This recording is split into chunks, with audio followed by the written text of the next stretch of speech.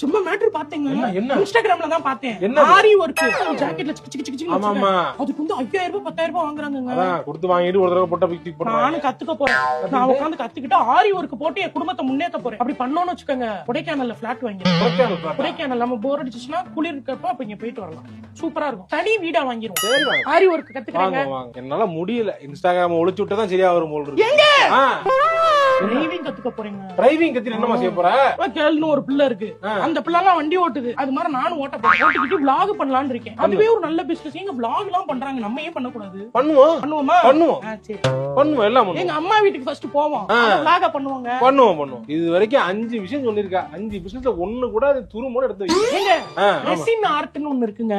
ரெசினை ஊத்தி அப்படியே உன புதைக்கிறாங்க வச்சுக்கிட்டு.